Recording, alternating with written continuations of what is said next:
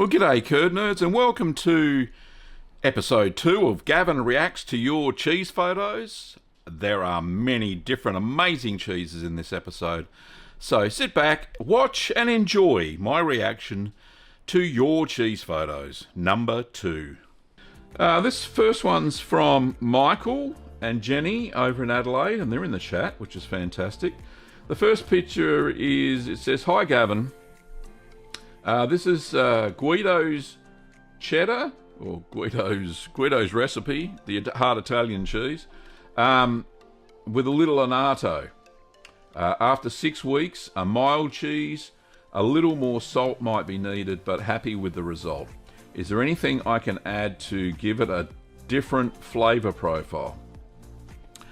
Well, yeah, cheese making is all about different flavour profiles, Michael. Now, I can't remember if this one has lipase in it. I don't remember if it does. So if you added lipase to the mix, so probably 1/8 of a teaspoon for 10 litres of milk, then yeah, you'll get a sharper cheese.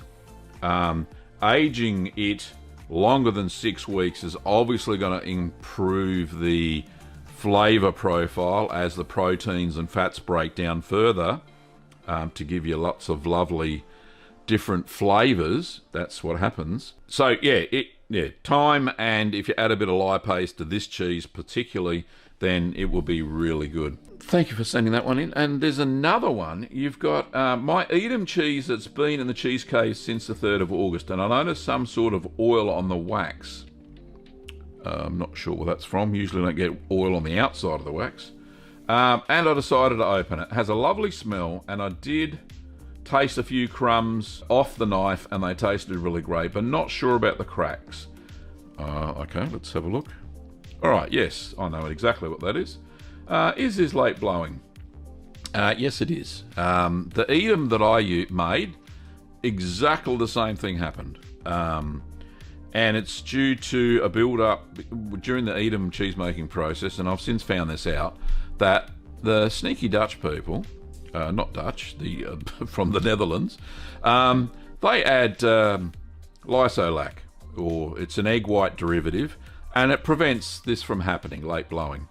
So yeah, that is late blowing. Late blowing is perfectly fine to eat. There's no issues with it, and the way to fix it, as you have demonstrated in the next picture, that's how you fix it. You put it in vacuum packing for a little while, and guess what? All the cracks close up. So it's just purely cosmetic. It's a build-up of butyric acid, which is in cow's milk anyway. What happens is it creates those fissures. It creates CO2 and makes those fissures. But yeah, the perfect way to fix it, as you've done there, Michael and Jenny, is to vacuum pack it and then leave that for about a month, and bingo boingo, your cheese will be fine. It's amazing. Alrighty, thank you for sending those in, Michael and Jenny. So the next picture, oh, this is lovely. Look at this.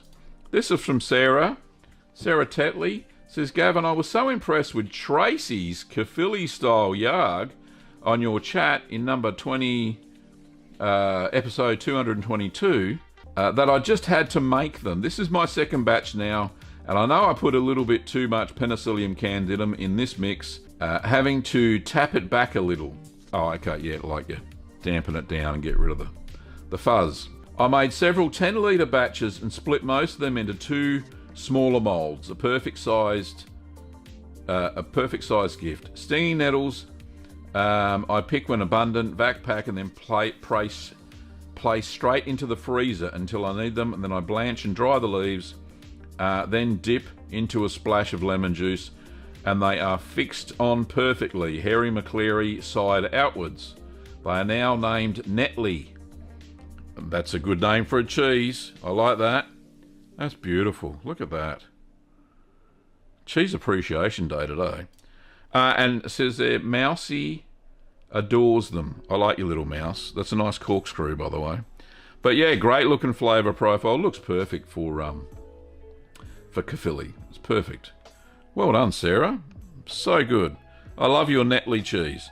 And here's a sneaky late entry. This one's from Tracey. Do I have a... Tracey says, a cheeky cheese for the gallery, perhaps. Let me make that bigger. Let's do it justice, shall we? There we go. Nice tattoo, by the way. 6 gallons of layered Caerphilly, just under 7 pounds. What's that? 3.5 kilos roughly. Half store-bought pasteurised homogenised cow and half raw goat's milk. This one is going to be a stunner for Christmas. I really like that. Is that like, I don't know, did you split the different milks using annatto? I can't really tell. There's a bit, it looks like down here. So this bit here, did you use 2 different types of curd there as well, or is that just a natural break in the pressing? But it looks like there's a layer of, is that goat's milk there maybe? I don't know, you'll have to tell us in the chat. It's perfect, thank you Tracey, that's lovely. Right, the first picture sent in today was from Habib, and he's in the chat, and what do we got? So it says, Habib says, Dear Gavin, after your last episode, and because you suggested that maybe seeded cheeses could rot from inside because of the possibility of the seeds going bad after more than 4 months, I decided to open my 7 months old caraway and fennel seeds Gouda and my 9-month-old cumin Gouda, which is better known as a Communicas. Oh boy, the smell and the taste. Both had similar texture and both had the internal seeds intact with no signs of disintegration or change in smell. The Gouda cumin was just divine, and extra age gave the cheese a great taste and complexity. I note that I followed your instructions to boil the seeds for 10 minutes and strain them before infusing with the curds. Best regards, and cheese from Habib. So let's have a look. So this one's the caraway seed and fennel Gouda, which was made, I think that says 15th of the 3rd, 2022. If you only just open it now. So how much? Sorry, what was the weight? 1.9 kilos, and you can see a little bit of the seeds on the outside, not so much top and bottom, but on the inside, that looks amazing. That's the cumin seed one. But yeah, right, it does taste amazing. It's an amazing tasting cheese. So yeah, a little bit crumbly, which is perfect because the acid development would have been a little bit higher than a normal Gouda, so that's fine. But what's the other one? This is the cumin on the outside, right? So there was a bit top and bottom. I didn't get a picture of the caraway and fennel seeds. So do I? Let's have a, no, that's the next person. So thanks for sending those in, Habib. Really appreciate it. And I'm glad it all turned out. So maybe, because you did boil those seeds, like I recommended, then you maybe could have aged them a little bit longer. So you could probably pack half, pop it back in the cheese fridge like you normally do, and it'll age, but hopefully won't weep a little bit. Now I noticed in the bag, and it happens to me too, you can see just on the edge, see around the edge here, a little bit of moisture in the bag. That's normal, curd nerds. It's not a big deal. You just wipe that away. It doesn't make the cheese go rancid or anything like that. It's just a little bit of seepage, because you got to remember that the atmospheric pressure is different on the inside of the bag than it is on the outside. So it's actually squeezing a little bit of the moisture out on some cheeses. The softer ones like Gouda, it will happen to. So anyway, that's just a little point to note. The next lot of photos is from Jan. Says, Hi Gavin, progressing along my cheese making journey this week, I made a mini Edam using half quantity of your recipe and a new 650 gram mould. I enjoyed the process, but discovered when it came to press my cheese was, when it came to Oreo G, my press was not tall enough for the mould, so I removed the spring for the first pressing, but was able to add the spring back for the second pressing, although it was a bit of a struggle to keep the top of the mould straight. So it was a little wonky Edam was born. I'm sure it won't affect the taste. Right, so let's have a look at this wonky Edam. Can't quite see. Is that sideways, upside down? Hang on, let me just flip that around until it looks right. Does that look right? That looks better. Yeah, that's obviously after the first pressing. Right, and then you got the spring in there after the second pressing. I see. And there it is. It's round-ish in the brine. That looks perfect. Nothing wrong with that. I don't think there'll be an issue, Jan. So, the next photo, and then you've got. No, these are cheeses that are in your cheese fridge. There's no comment about this at all. Anyway, we'll move along to the next one. Right, so the next cheese I made was Sage Derby. I watched your taste test and decided to add baby spinach to the mix and use dried sage, as I was not sure if the sage in my front garden was the edible variety, as I planted it years ago. Okay. So you get a bit of greening going on there, which is cool. Let's have a look.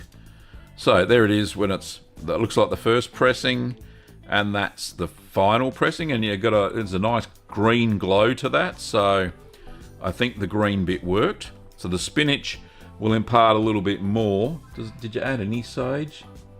Oh, dried sage. Right, perfect. Yep. Yeah, and looks like it's ready to go into the cheese fridge now. So yeah, that's nice looking cheese. Why does the other one look so green? It's the same cheese, isn't it? Yeah, maybe. Okay, so that's fine. It's a good looking cheese. Hang on, let me just have a look again. Is that the same cheese? Yeah, it's got to be. Righto. Anyway, good looking cheese. Right, so the next bit, what am I looking at there? It says, I was doing my daily cheese check and noticed, and turn, I noticed that my Farmhouse cheddar had some fluid in the bag, so I took it out and cleaned it, and it's currently air drying for a day or two before I reseal it back into the cave. I hope I did the right thing and it will be fine. Yes, you did. And that doesn't look too excessive. Is there another photo? There you go. It's air drying, so that looks fine. Just don't air dry it too long, and it shouldn't crack. So just put it back in the bag, and you should be right to go. You did the right thing, Jan. So yeah, that was all good. Perfect. Right, here we go. Here's the gallery. This is from Brendan. And Brendan's in the chat, and you can chime in anytime, mate, if you've got any extra bits to add in. Right, so this is a picture of a truffle. So Brendan says, hey Gavin, I know you're always up for experimentation and trying new things, so I wanted to share with you a little experiment I carried out that turned out to be a spectacular success, in spite of all the risks in doing so. Nothing ventured, nothing gained, right? It all sounds a little bit mysterious, doesn't it? Let me explain. It all started back in February this year. I sampled a truffle brie from our local Epicure store in Camden. The cheese was made in France. It surprised me when I looked at it closely. It seemed like the centre was different to the rest of the cheese. After a bit of research, I found that the way they make this cheese is by cutting a brie open horizontally, smearing a thick layer of mascarpone mixed with grated or finely chopped truffles, and putting the other half back on top of it again. It got me thinking, why do they do this? Why not just put the truffle in the curds? Then it all dawned on me. Sterilisation. You can't sterilise the truffle. The volatile oils in truffles are very delicate. If I boiled them in water to sterilise them, all the flavour would be lost. So I thought I'd take a risk, wanting to try it without sterilisation and see what might happen.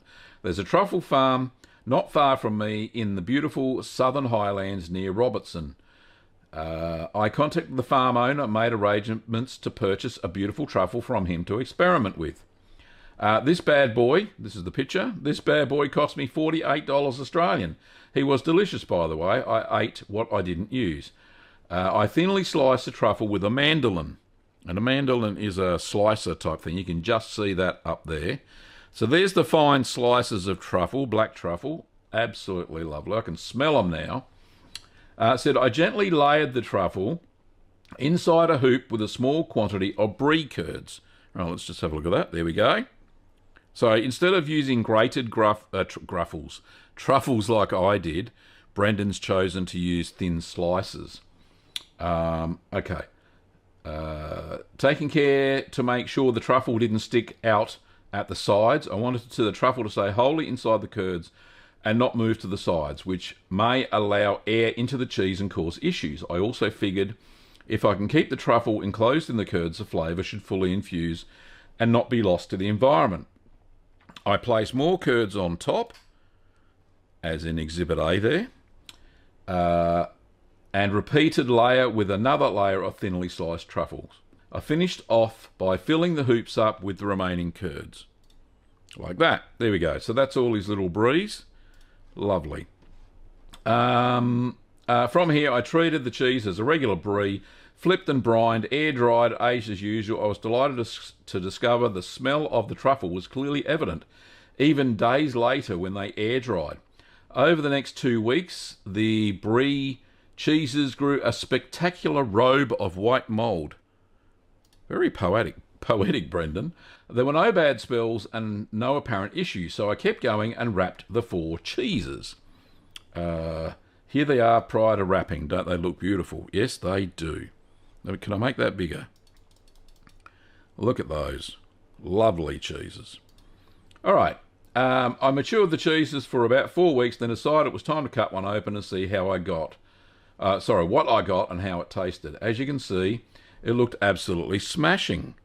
Boop. Look, there we go. When I cut it open, I was thrilled. You can see 2 truffle layers in the cheese. The holes are, I think, mostly mechanical. I used made by cow milk, which produces curds so strong that you could practically tap dance on them and they wouldn't break apart. When hooping, you inevitably end up with air gaps since the curds are so strong. They have a tendency not to give and retain air gaps. Here's a little slice. There it is. Look at that. Look how smooth that is in the middle. And that truffle, you've really nailed the positioning of it, mate. I have to say this cheese tasted absolutely amazing, not just because it had $48 worth of truffle in it, but because the truffle flavour had fully infused throughout the cheese paste. It wasn't really strong, but it certainly was there, in the background, gently singing away. The flavour of the truffle, along with the flavour of the Brie, go hand in hand, just like tomato and basil.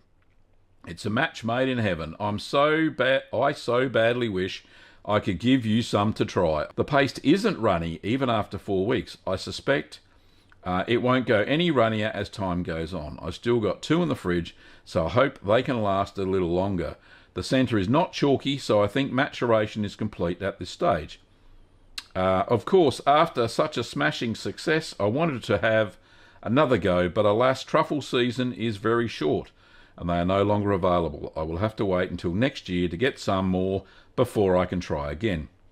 So I want to know your thoughts on all of this. Was it just dumb luck with nothing nasty happening on the inside and that it worked? Or do you think this could be a viable recipe? I'd love to hear your thoughts. Brendan. Brendan, I think that was an amazing cheese. You've done such a great job. So well done. I really do think that was an amazing Brie. So congratulations. So that was a great little story. Now I have another story from Brendan. He sent me 2. Hang on, let me just... So the next story... Here we go. I love a good story.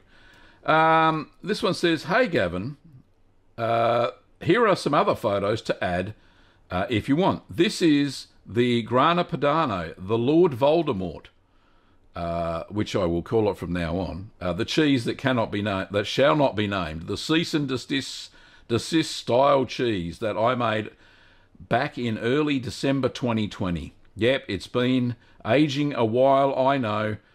Anyway, totally worth it. I started by taking one side of the wax off, which he's done there. He's cut a little circle thing there. And righty. So it says there was a small Penicillium roqueforti infection on half of one side of the cheese. Some proteolysis started to occur near where the PR was found. That area tasted particularly excellent. This is the other side. There are no infections here. This is the cheese cut in half. It says, check out this mouth-watering inside. That little bit there that's fallen off, there's an extreme close-up in a minute. But look at all the graininess. This looks absolutely fantastic. So just like the Lord Voldemort cheese should be, or cease and desist cheese. So yeah, and we'll get even closer in a second. Look at that. Look at the grainy texture. I know this is a little bit blown up, but yeah, that looks fantastic. And this is the last bit. So here is a close-up of the mammoth quantity of tyrosine crystals, totally worth the wait. The texture was similar to Parmigiano Reggiano, but the flavour was slightly different. One to make again for sure. Regards, Brendan. Thank you, Brendan, once again. That is an amazing looking cheese. And thank you for the amazing photographs of all the cheeses and stuff. So that is really cool. Well, thanks for watching, Curd Nerds, and I'll see you next time.